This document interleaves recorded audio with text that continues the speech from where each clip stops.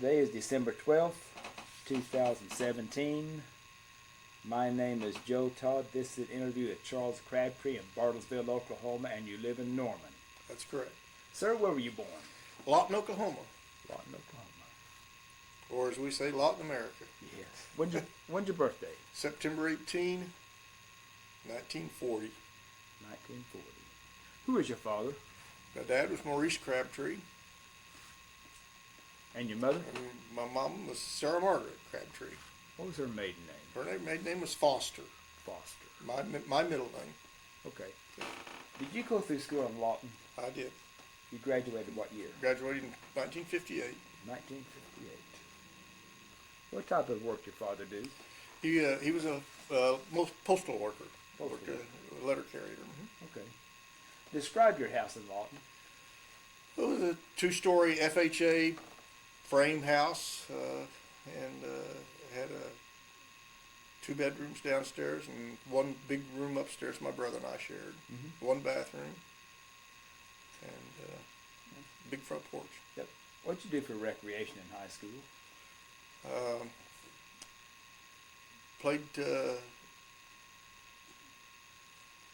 sports, nothing real organized, but we had a lot of fun playing sandlot stuff. Ran track, Mm-hmm. and ran around with some good friends. Yep. A lot of running around. Mm-hmm. Just walking through downtown. We walked everywhere, and so that was about it. Is Fort Sill, is it an open post? Off and on. Off and on. It off and on. Right now it is not. In fact, you have to have a background check. If you don't have a military ID, you have to have a background check to get on post for a specific purpose. Mm-hmm. That started about a year and a half ago. But most of the time when I was growing up, it was an open post unless there was some national emergency or something that caused to be a post. Where were you when Kennedy was assassinated? I was in Riverside, California, attending California Baptist College. I had skipped chapel service, and had one of those little Japanese transistor radios up in my ear, and they heard the news that way. What'd you think? I thought this is just going to be the. Well, first of all, I thought the Russians did it. And I thought we're going to war with Russia. Mm-hmm. That was really what crossed my mind. Mm-hmm. Mm-hmm. Do you remember the Gulf of Tonkin incident? I do. That was that 1964? 64. I remember that. I would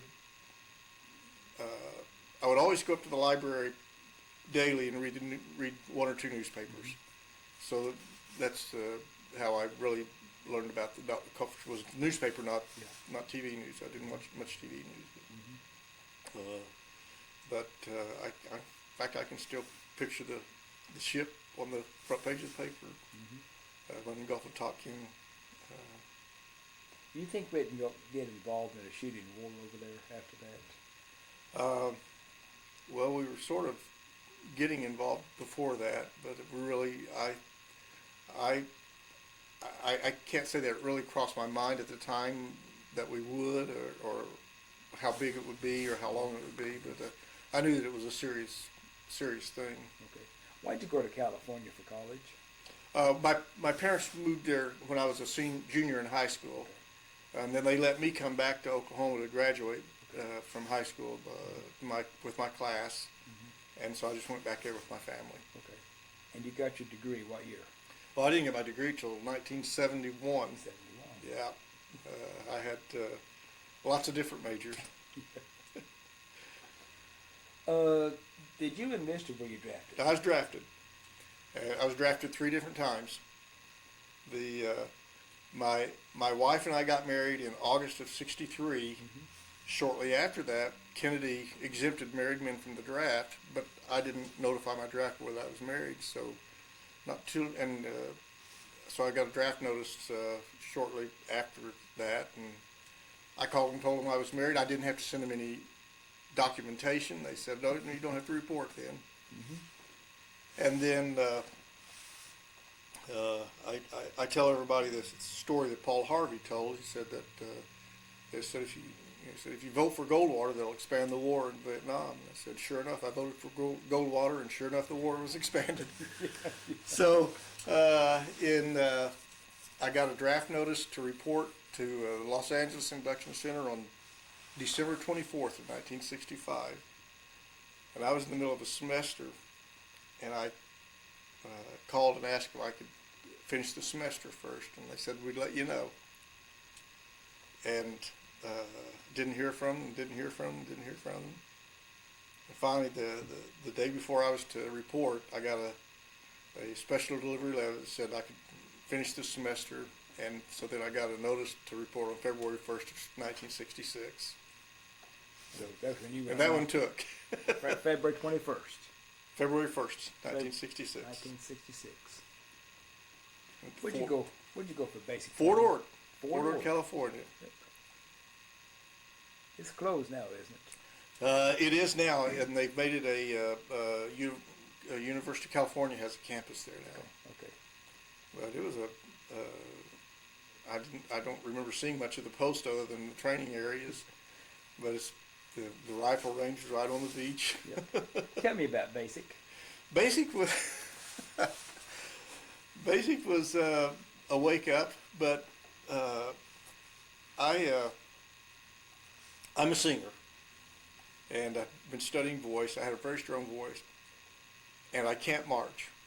I bounce when I walk. I had a bone disease when I was hit, but I bounce when I walk, and the company commander or the drill sergeant was always calling me out, Crabtree, getting step. Well, I was in step, it just bounced.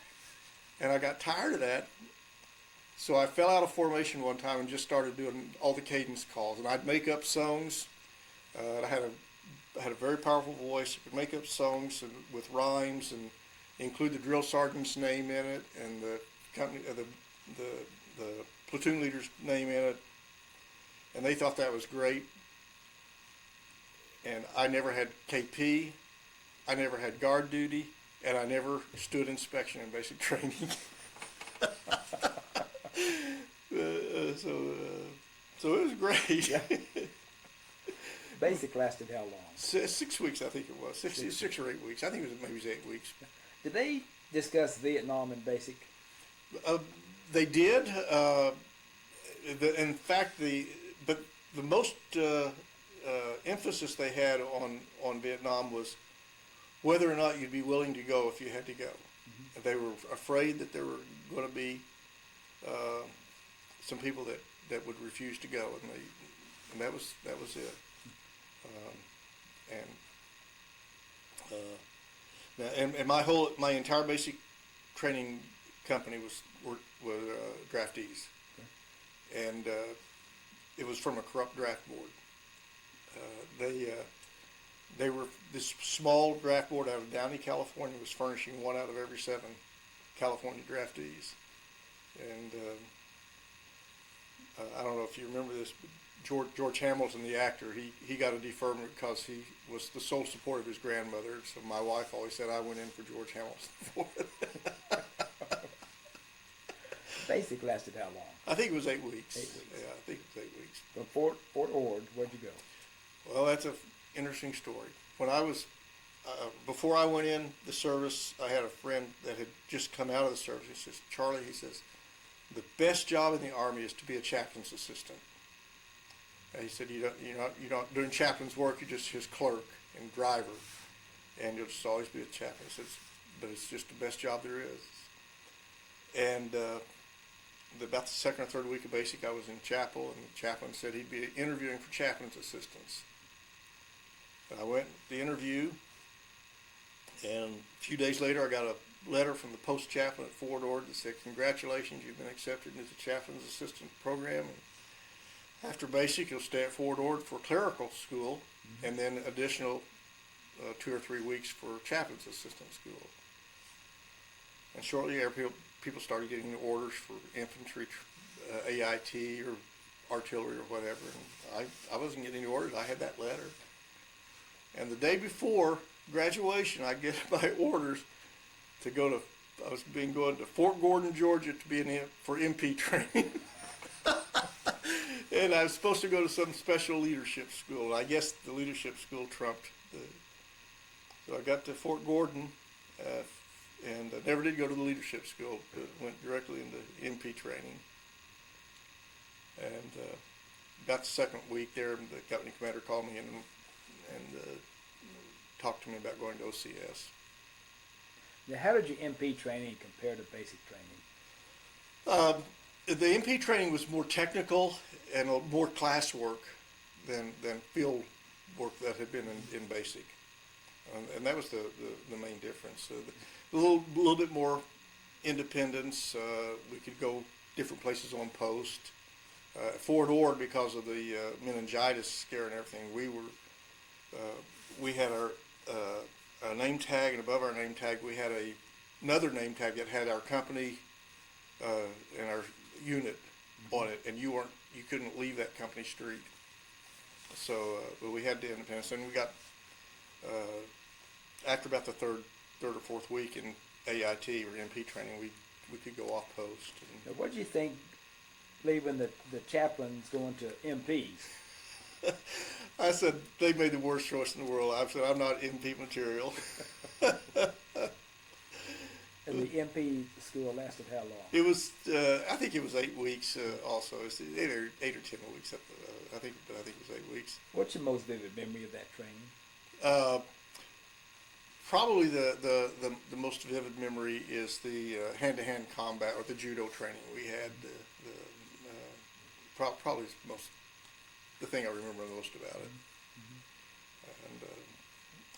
Mm-hmm. And the other thing that I was surprised at how much we learned in such a short amount of time. Mm-hmm. I thought the military education system was just fantastic.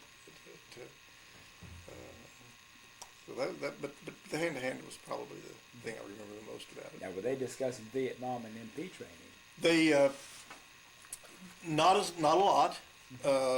They did emphasize that probably if we went to Vietnam as an MP, we'd probably be a K-9 handler because they did a lot of that. But really didn't emphasize Vietnam a whole lot in MP in training. Now, you mentioned OCS. I applied for OCS while I was there and was accepted, and then I went to a casual company for several months waiting for a spot to open up, and for no other reason than if artillery was at Fort Sill, I picked artillery as my first choice and got that. So you went to Fort Sill for OCS? Went to Fort Sill for OCS. Tell me about OCS. Well, now there they started really emphasizing Vietnam, and the training was superb. I thought I was left there with really good physical condition, and just every mistake you made, someone said, if you were in Vietnam, you'd be dead now. So I mean, it was a constant reminder. And of course, they were sending over more troops, more and more. So it was. Now, when did you go to OCS? I started OCS in November of '66, but the Monday after, or Sunday after Thanksgiving, and graduated in May of '67. Okay. So I made it through without getting set back. Now, what's your most vivid memory of OCS? The two things was gunnery classes and observation classes. And what guns were you training with? Mainly we trained with the 105s and the 155s. We had very little training with the other ones because they're more specialized, and you would get those when you got to a unit. So now, what's the crew of a 105? There's generally six on a crew. They have the gunner, an assistant gunner, and what we call the rammer, the loader, and then the ammo people. There's six on a crew: section chief, gunner, assistant gunner, and so forth. Were they 155? Same. Same. Okay. And your OCS lasted how long? It was 6 months. 6 months. 6 months. Okay. So from OCS, Fort Sill, where'd you go? I stayed at Fort Sill as an instructor in artillery survey. Okay. Now what's artillery survey? Well, all the firing points that guns go to have to be surveyed in, so that when they start firing, they'll know where they're firing from, where they're firing to, so it's just like a regular survey crew, and I taught that for. I was there with that division, the instructor division, for until March of '68 when we had I don't know exactly when it happened, but they called all the new second lieutenants in and said that they were wanting volunteers for Vietnam, and 2 other lieutenants and myself volunteered to go to Vietnam. What'd your wife think about you volunteering for Vietnam? She was, she knew that I was going to eventually do that anyway. That's why I was there, and so she was fine with it. We didn't have any children at that time, but she was fine with it. She was scared about it, but she was, and she always supported everything I ever did. Okay. So tell me about the trip to Vietnam. Well, it was long. And the thing I remember most about the trip to Vietnam, 2 things I remember about the trip over there is all the smoking. And it seemed like every time you get through eating, they were getting ready to serve you another meal. Now, how did you go to Vietnam? I was on TWA. TWA. It was all. I mean, it's everybody going to Vietnam, but it was TWA, and the flight attendants were all older flight attendants because it was a choice. They got paid extra. They would go to get a time off in Hawaii on turnarounds, and so those who had seniority got that position. And you left the States from Travis Air Force Base. What were you thinking getting on the airplane going to Vietnam? What were you thinking? I really was thinking, what have I got myself into, and what's it going to be like when I get there? And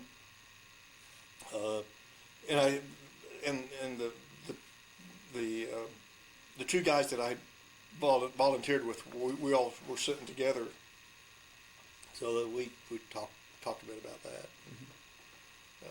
But mainly it was, what do I know enough to be what I'm going to be? So now, which way did you fly to Vietnam? we flew the long route went to Hawaii. We had headwinds, so we had to make an extra stop at Wake Island. Looked down at that little postage stamp and said, how could that have been so important in World War II? And so we did stop, and we stopped in Okinawa and Wake Island because of the headwinds. And you landed where in Vietnam? Tonsanut. Landed Tonsanut, and what I remember about that was they had these little benches to sit on with a overhang. As we were getting off, the others were coming on, and they were hoorahing us. They were going home. They were going home, and we were just starting, and they gave us the dickens. But the thing I remember about it was this just doesn't seem like the way it should be. I said, I'm not sure what I was expecting, but this isn't it. But we landed and went to one of those little covered shelter areas and got a brief orientation before we got on buses. When you got off the airplane, what was what was the climate, atmosphere, the heat? Heat. It was like an oven. Getting off there, and humidity, and but we were all, since nobody was shooting at us or anything, we were pretty jovial about it, smoking and joking, and we just had really no idea what we were doing. So you were at the reception station in Thompson? Well, we just went to that little orientation, then we got on the buses and went to a reception center at Benoit. Okay. At the 90th Replacement Battalion. 90th Replacement. What unit were you assigned to? I was assigned to the 9th Infantry Division. What unit maybe? So with the assigned the 2nd and 4th Artillery, 9th Infantry Division, and my initial assignment. Well, we had a week of orientation, what we call the Reliable Academy, and each division had their own little version of acclimation and going out on a little mission and things. But my initial assignment was to be the division survey officer. Now I was a second lieutenant, and that's a major slot. And but they really didn't need anybody because the French had surveyed in everything in the Mekong Delta was surveyed in, and the guy who was the division survey officer was leaving, and I was going to take his spot, but he decided to extend, and so they had other options. And I said, well, I want to be a forward observer. That's what I trained for, and so. Now, what does a forward observer do? The forward observer is attached to the infantry. He's within. You have one forward observer with each infantry company, and you call in all the artillery for and airstrikes and so forth find it where they need it, but you're right up with the infantry. How far ahead of the guns are you?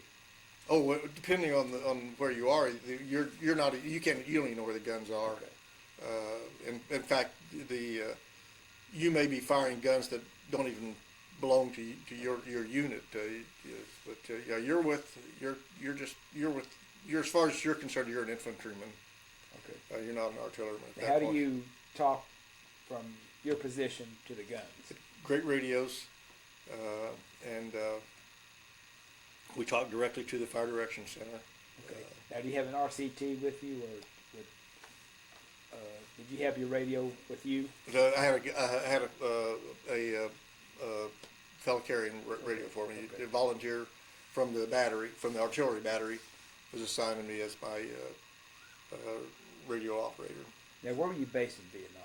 I was based in the Mekong Delta at a little base camp called Tan Tru. Tan Tru? Tan Tru, Tantru. Where's that in the Delta? That's 25 kilometers south of Saigon. Okay. It's in Lawton province, and each one of the we had in the brigade, infantry brigade that we were attached to. Each one had a little fire support base, and the one I was at was at Tan Tru. Oh, I didn't ask. When did you land in Vietnam? It was in March '68. Can't tell you exactly. Yeah, March '68. Yeah. Okay. So you're down at Tan after Tru. Tet, right after Tet. So you missed all the fun. I know I did. I did. So tell me about going out on fire missions. Oh, that's the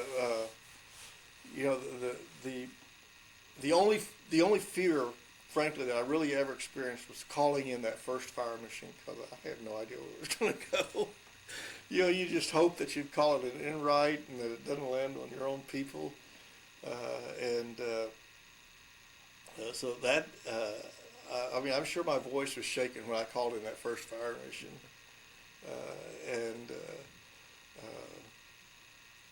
but fortunately it landed in the right place. Now, when you're going out with the infantry. You're right with the infantry. Yeah. So you have a point man out there, and what are you thinking going out with the infantry soldiers? Well, I'm thinking. I mean, main thing is I think I've got to know where I am at all times. You have to know exactly where I am, and I have to know where he is and where everybody else is. And I said I want to keep track of all these things. And How do you know where you are? Well,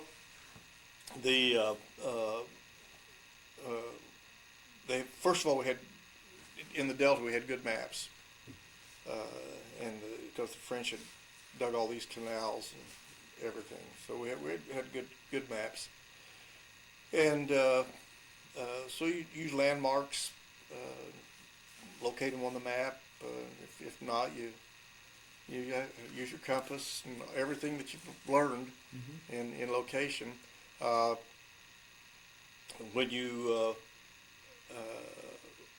When you land, you pretty much know exactly where you are, and you call back to the Fire Direction Center and let them know where you are, and make good communications with them. Now, what's the terrain down in the Delta? Flat.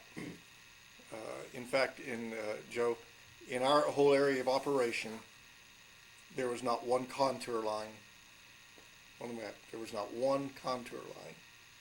As flat as a pancake. It's just, and there's advantages and disadvantages to that. The big advantage is you don't have to worry about what we call, in the artillery, what we call a sight to mask. There's no intervening hills between where where the guns are and where you're trying to shoot. It's just, you look out the barrel and you know where you're going to hit it. How do you identify the enemy? They usually identified us. Our point men would usually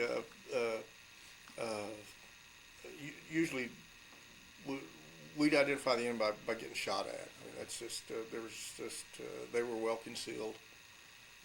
They knew it was their territory, their home, and but generally you identified where the bullets were coming from. What do you think first time you came under fire?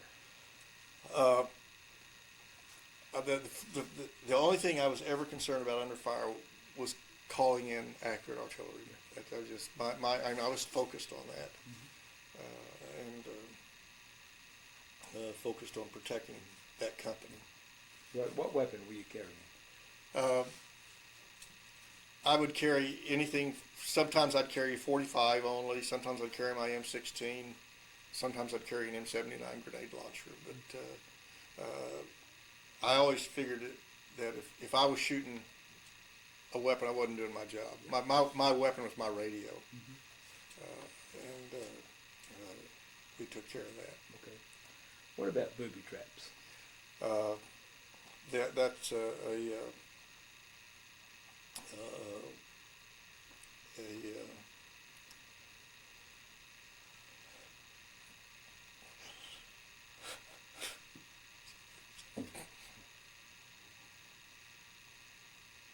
they were there.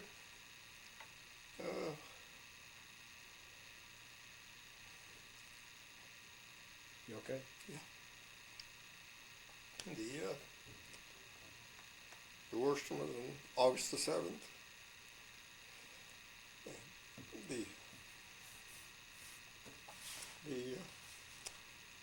One of the young guys hit 2 155 rounds that were in a tree.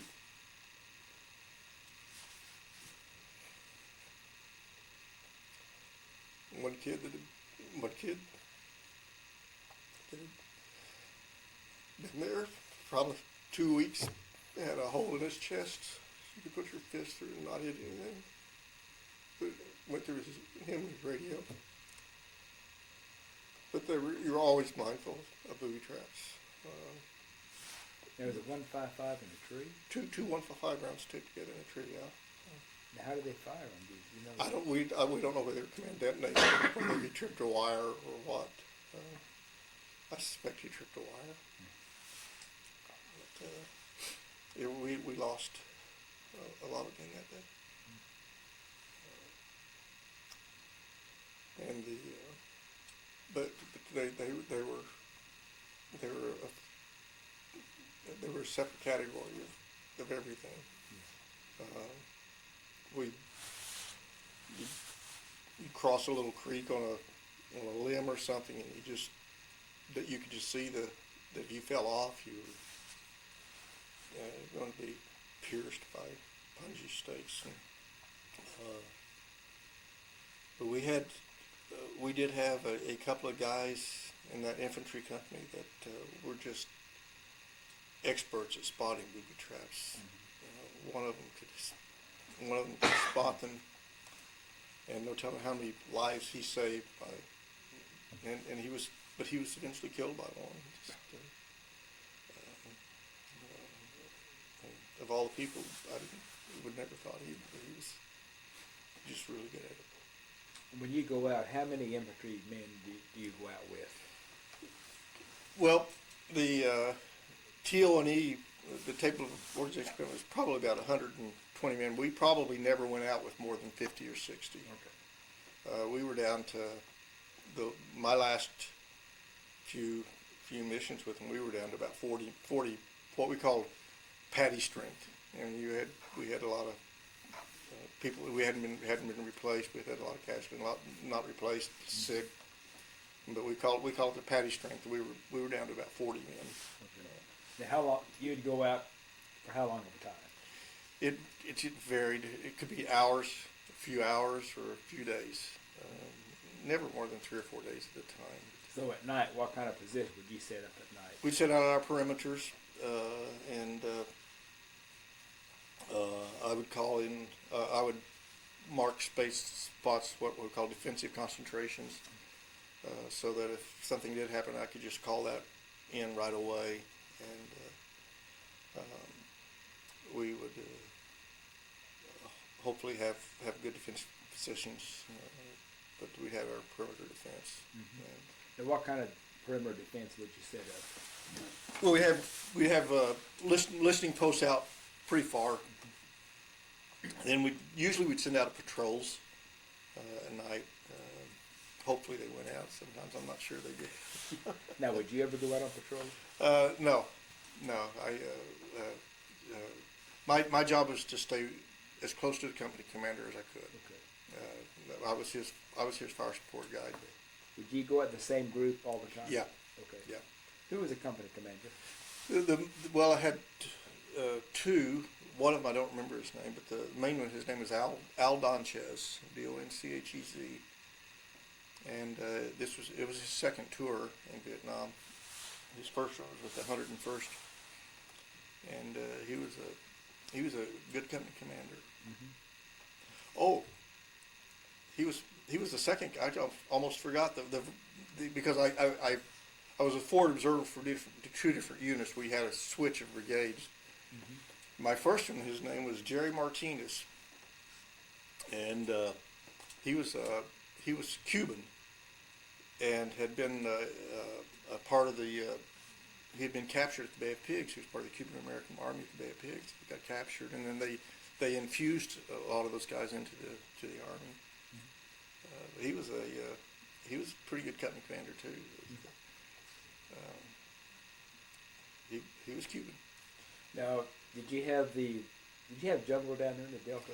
No, we had now close to wherever the creeks or the rivers and everywhere, you'd have a thick layer of nipa palm, but you didn't have these big areas of jungle. We had low hanging a lot. We were one of the areas that we did a lot of operations in. It was called the Plain of Reeds, which was pretty as close to the jungle as we would get. But what about the local people down there? Well, I always tried to think of them as that this was their country, this was their home, and I thought these people are. That's all they've ever known is war, and they're going to know for the next who knows how many years. And I thought they were industrious people. they didn't. I didn't. Of course, I couldn't speak to very many of them. I didn't think they were political at all. They just whoever they can get their rice to the market, whoever helps them get the rice to the market, that's whose side they're on. Yep. And I can understand that. When I was there, it seemed to me they just wanted to raise their family, farm their rice paddy, and be left alone. That's exactly right. Yeah, and I tried to respect them, and I always kept it in my mind. This is their country. This is their home. And I said, and I would talk to some of the younger guys. I said, you know, it says, as much as we see death and destruction, we don't really know what war is like. Mm-hmm. I said, as soon as this is over, we're going to go home. I said, this is their home. I said, they know what war is like. That's all they've ever experienced. I said, we don't really know what it's like because it's never been on our shore. And we can leave it. They can't. Did you have VC or NVA down there? Both, yeah. More VC than NVA, but we did have both. How did you tell the VC from just a local farmer?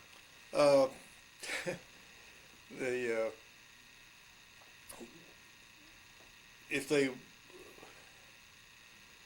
they were young, and we figured they were VC. Because there's usually just mostly very young and old, yeah. No middle. And if they were in that middle, you can't until somebody starts shooting. You can't know. Did you go through the villages? Yeah, we went to most. What was the attitude of the villagers? Fear. But I'll never forget one time. The women had no fear. That was unbelievable. They had no.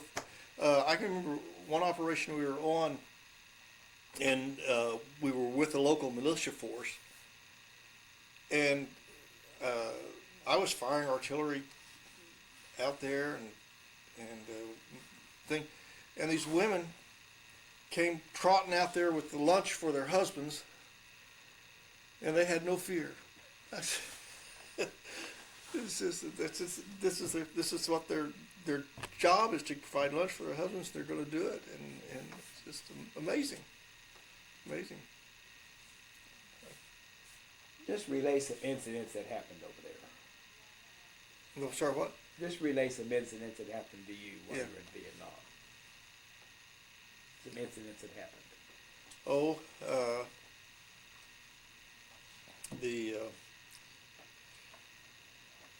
just getting into firefights and getting out of them, there probably two stand out. One was we had been out for about 3 or 4 days, and we'd lost a lot of people, and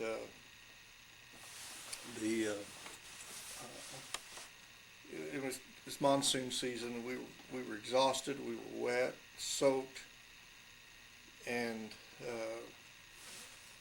we left part of one platoon in one location. The rest of us went up the other, and there was a little, almost looked like a deserted hamlet, and we set up in the hooches, which we shouldn't have done, but we were tired, exhausted, and wet, and it was dry inside. And so the company commander and his two RTOs and me and my RTO were in this one, who's thankful for the dryness. And right about midnight, each platoon had called in to say that their situation was normal, sit rep normal. Mm-hmm. 2 squelch breaks. Sit rep normal, 2 squelch breaks, and we got 2 squelch breaks, and on the radio, and I was laying down on this table that was, my RTO was laying down on a table too, and right at midnight, right at that, he had said all reports, and he had called into battalion. Sit reps were normal. Heard these whistles, and an RPG round hit where we were, and knocked me off the bed or off that table, and my RTO on top of me, and just all kinds of machine gun fire going off, and we had got ambushed, and one of the platoons got hit pretty hard. I got in. I immediately started calling elimination rounds in, and got over to where they were so I could direct artillery fires. But that one really stood out because of we were doing everything wrong, and we were just exhausted. And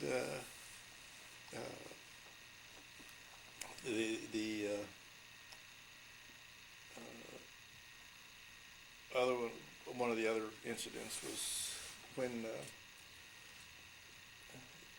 we were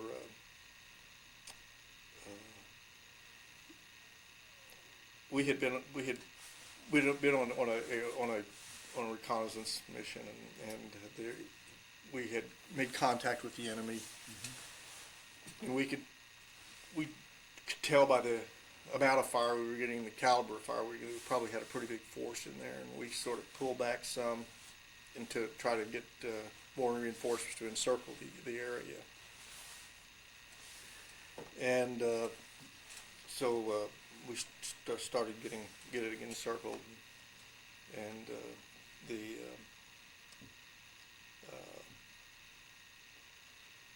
where the battalion command post had set up, they started getting mortar fire from outside of the circle from another place over here.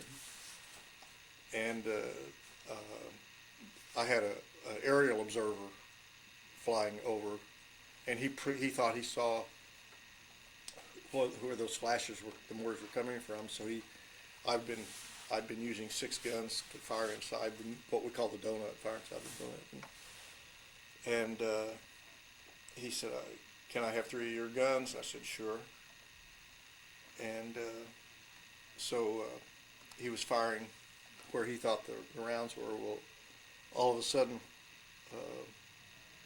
105 to a 105 round had landed just within 25 feet of us, my group, and fortunately it was so wet and muddy that we were all okay. And then another one hit, and my radio operator had dove into the mud with his handset, so he couldn't use his radio to call back. I couldn't use the handset to call back the battery to say, check fire, But fortunately, the aerial observer could see what was going on, and he got it. By the way, that aerial observer was Tommy Franks. But we had six rounds landing, and none of us got a scratch. And it was kind of, I can still remember one of the infantrymen that was ready. He come across. He said, "Is anybody alive?" and that was the only mission that I ever saw a first sergeant go out on. And this guy had a CIB from World War II and Korea, and he wanted to get one. And so he went out on that fire mission, or on that particular mission rather. And I think that was the last one he went out on. What are the monsoons? Say what or when? What? Oh yeah, it's just I call it sideways rain. It's just the best description I could ever think of the monsoons is in Forrest Gump.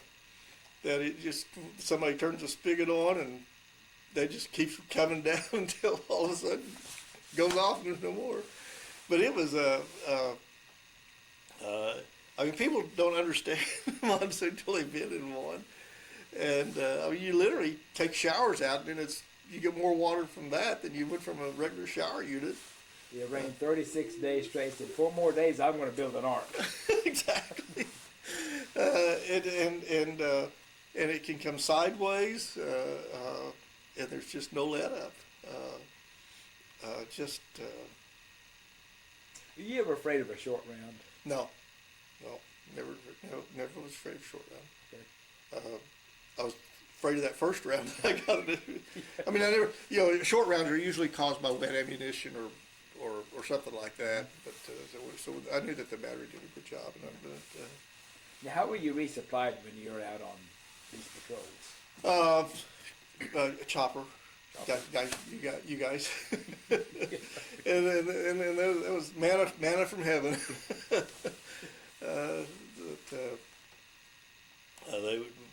We'd pretty much know when we were getting short, and they were able to. Most of the time, they could land, and you'd send 3 or 4 people over and grab one, but occasionally they'd have to shove it out and take off, but it's $1 million piece of equipment. But what about rations out in the field? Sea rations, and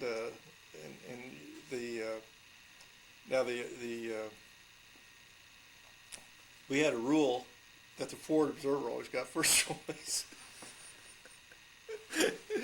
So, because I was taking care of them, so they had to take care of me. But we ate a lot of sea rations and heated them up with C4, and it just was a great. They give you heating tablets and never get warm, but C4 warms up in a hurry. Yes, does a very good job. And in the Mekong Delta, you put a stick in the ground and it's going to grow. So we'd find hamlets out there with. I even found one of the company commander's RTOs, and we found some okra growing. So we had okra in Vietnam. But we'd mix it up with some of the vegetables and stuff that they had down there. They weren't bad. I just lost my train of thought. How long do monsoons last? About 6 months. 6 months. About 6 months, yeah. When I was there, when I first became a forward observer, it was still at the end of the dry season, and so that would have been April and May, and starting about June, they came and they lasted through December. Now, when you were out on patrol, who was in charge? Who was in command? Company commander. Okay. He was my 6. Okay. And well, I should say, this is not a knock on the leadership in Vietnam at all, but just because of the nature of the use of helicopters and stuff, we made some very good small unit commanders out of lieutenant colonels. A lot of battalion commanders became literally small unit commanders because it was new. I mean, but the company commander was in charge, and he had the 3 platoon leaders in charge of theirs, and then their squad leaders in charge of theirs. Do you have any other artillery people with you? No, that's my RTO. Okay. And I trained him to be what's called a recon sergeant. Okay. Now, was your RTO? Did he come with you? Yeah. Was he part of the infantry? No. He was a gun bunny. Okay.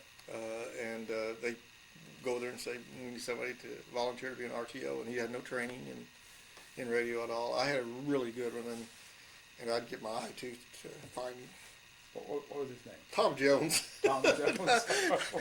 You're gonna find Tom Jones. Yeah.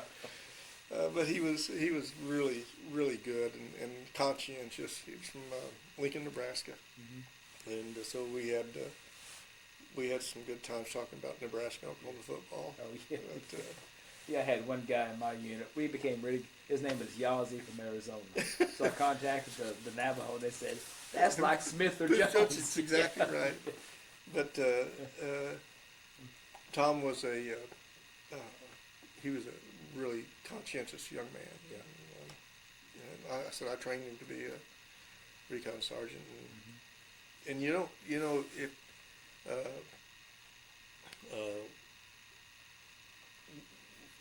later on I lived in Orange County, California, where El Toro Marine Base is, and when Afghanistan, Iraq, those came up, I would tell those young Marines, I said, keep a journal. Keep a journal. I said, you'll regret it the rest of your life if you don't. There's people that you need to know later on. What is your best memory of Vietnam? Oh, probably my best memory of Vietnam are the lieutenants that I quartered with. Just all of them just top notch. Well, except one, we're all top notch, and all but one are gone. Either killed there or have died since then. And we stay in touch, but they just the camaraderie. One night, there was one kid, one of the platoon leaders, lieutenant. His name was Stuart Melnick. He's called him Spunky,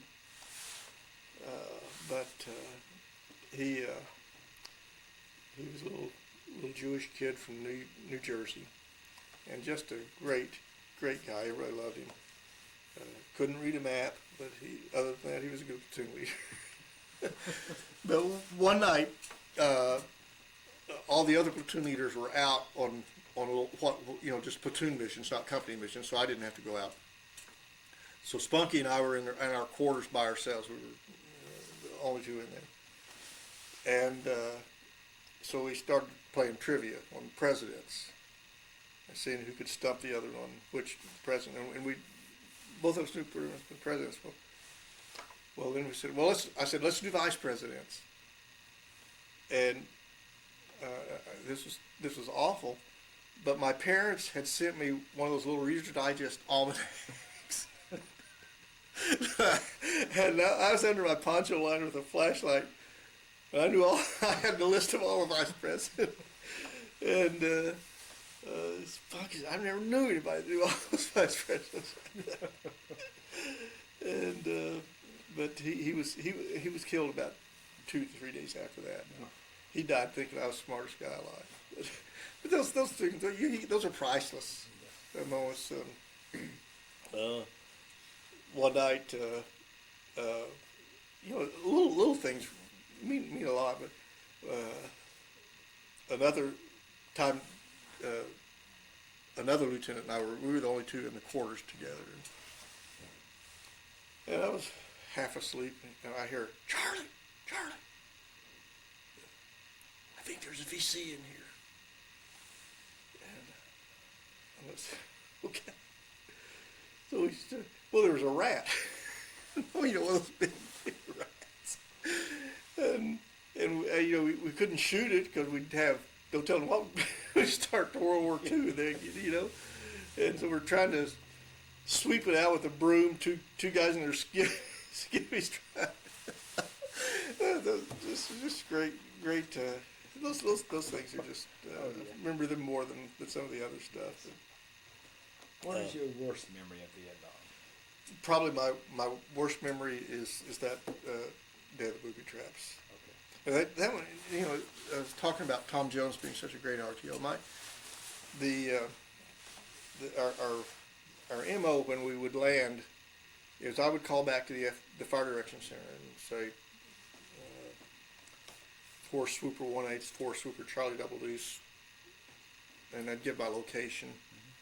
Usually in code type, we had what we call points of origin at different grid intersections. From point of origin, left 600 meters, that or whatever. And so I called the fire direction center, 4 Swoopers 1-8, 4 Swoopers Charlie 2-2, commo check over. Nothing. 4 Swooper 1-8, Charlie 2-2, commo check over. Nothing. And I asked Tom, I said, Tom, when did you change the battery? He said, change battery just before we left, sir. I said, well, put a new one in. He put a new battery in. And of course, all this time we're trying to get calm with the fire direction. The infantry company's moving up ahead. And finally, after a lot of tries of trying to get a commo check, it dawned on me I had turned the volume down all the way. I was a second lieutenant, you know. we're allowed those mistakes.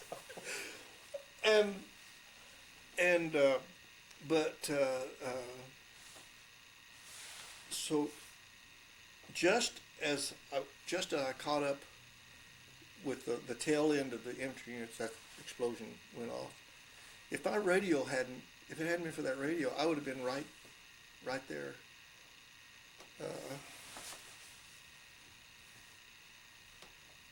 It's all because I had the volume turned down.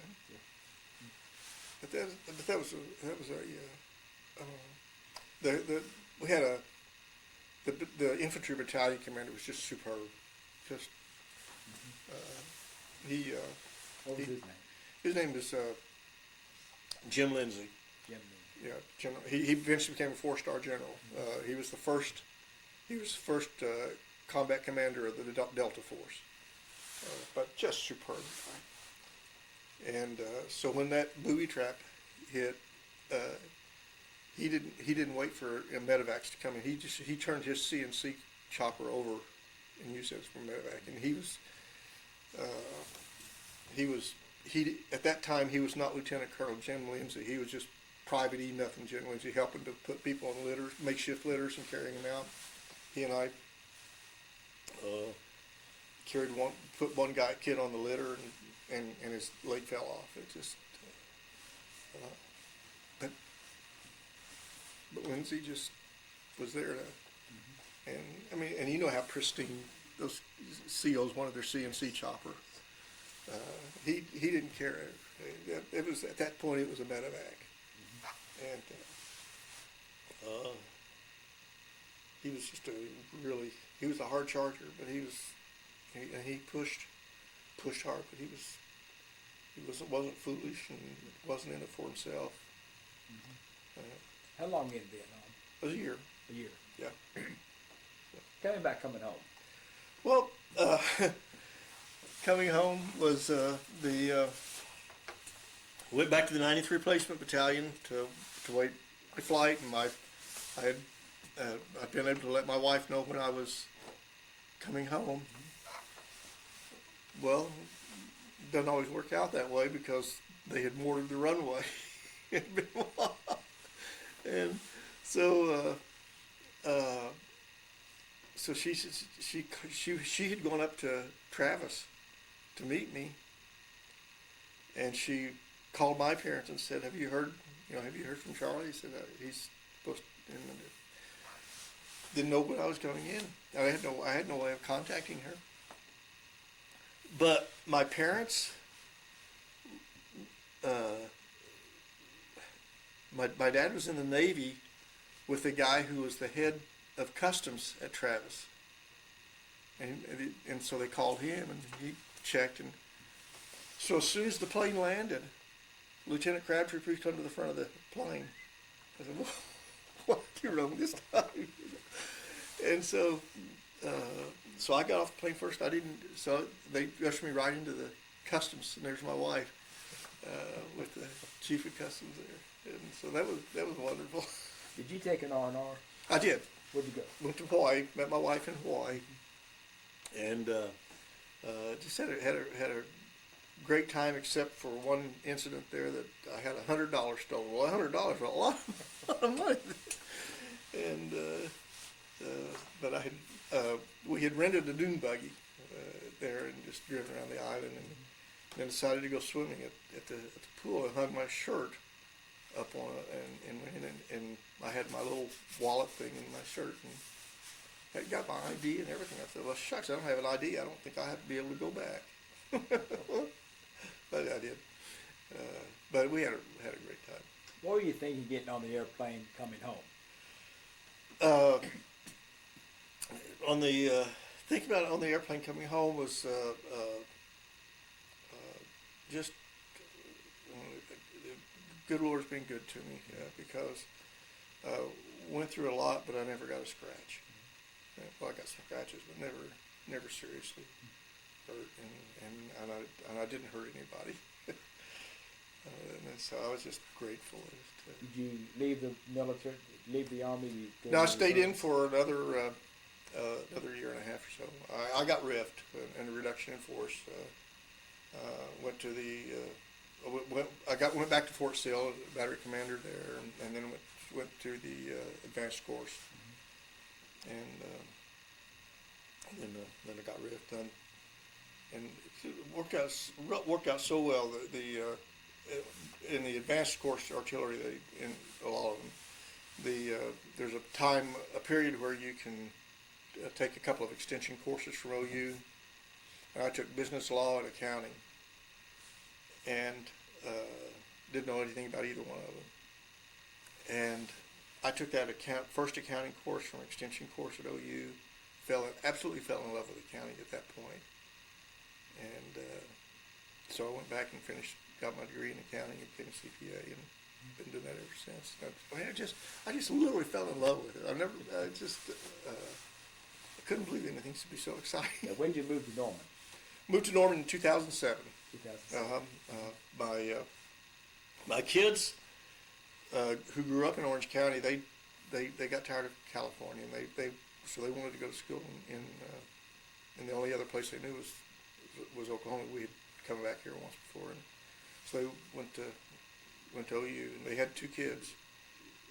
And my mother-in-law and father-in-law, they were both retired, and they moved back here to help take care of their kids when they went to school. Didn't work out that way. My dad got Alzheimer's,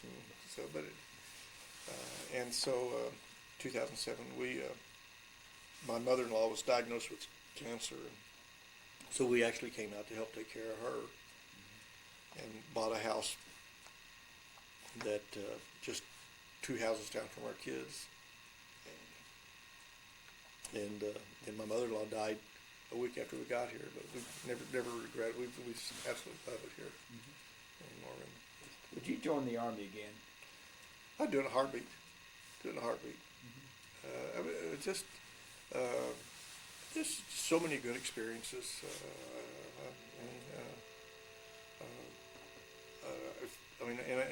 If I were in the Army, I'd be one of those volunteering for Iraq or Afghanistan. I think the training in the Army is just superb. I can't say enough about it. I'd like to do a word association. I'll give you some words and you give me a reaction. The first one is basic training. Fun.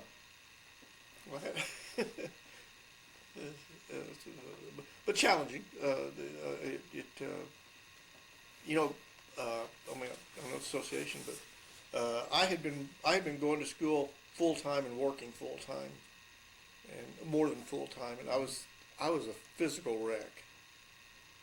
So by the time I got to base, I got 3 meals a day, got to sleep 6 or 8 hours a night.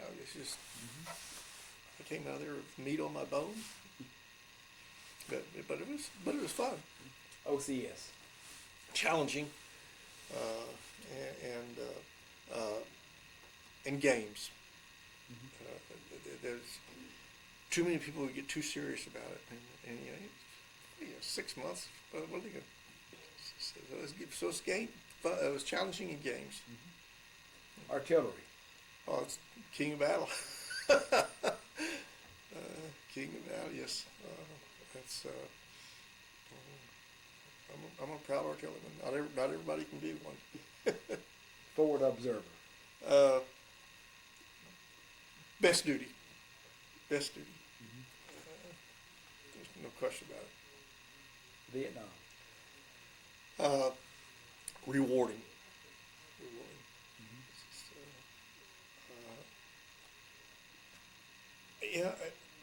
I know this sounds strange nowadays, but either people were really good at hiding drugs from me, or I never saw, the whole year I was there, I never saw drugs, not one. And and I never saw, oh yeah, I shouldn't say I never saw any shirkers. There were shirkers, but not seriously. It's just, I mean, and it could be the time I was there, 68, 69. We were busy and things to do. So it was a rewarding experience. If I had any regrets, it's that I didn't extend. Mekong Delta. Wet. but friendly people.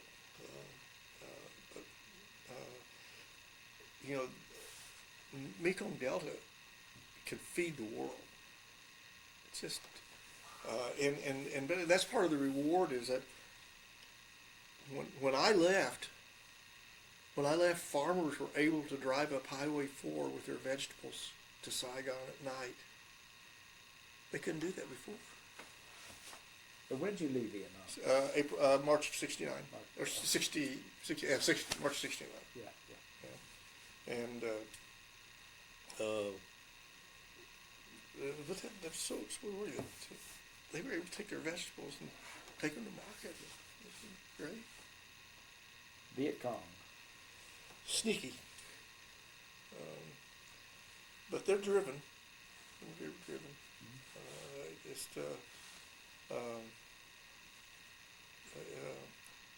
And they could just have easily been on our side.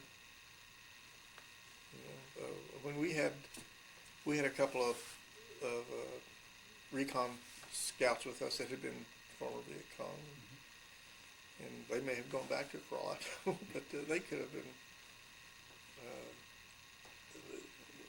They had a love of country too. Lyndon Johnson. Who? Lyndon Johnson. Confused. And of course, I was a Lyndon Johnson follower. I wasn't a fan of his, but I followed his career from the time he was with Sam Rayburn all the way through. But he's an opportunist, but he was.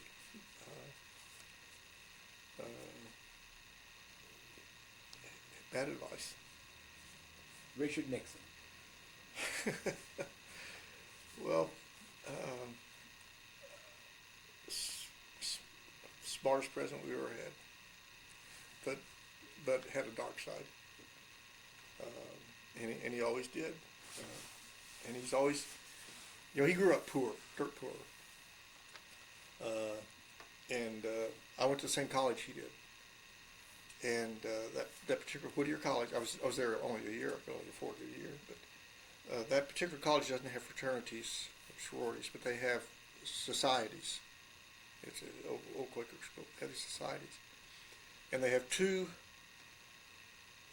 or three of the men's societies that were kind of like fraternities, but one of them was the elite, and the other was the blue collar, and he was in that group, and I think he always aspired to be in that elite group. And but he was brilliant, smart, and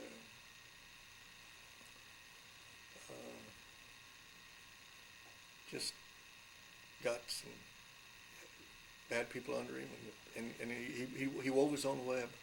And it's too bad. How do you want to be remembered? As a guy who gave encouragement to other people. That's just all I want to do is encourage her. Anything else you want to talk about? No. Can't think of anything. Well, sir, this is an excellent interview. Well, thank you. I really appreciate it. You're very, very good at it. I want to thank you for your service and thank you for the interview. Well, thank you. And again, my name is Joe Todd. This is December 12th, 2017, and this has been an interview with Charles Crabtree. Yeah. Thank you. Thank you, Joe.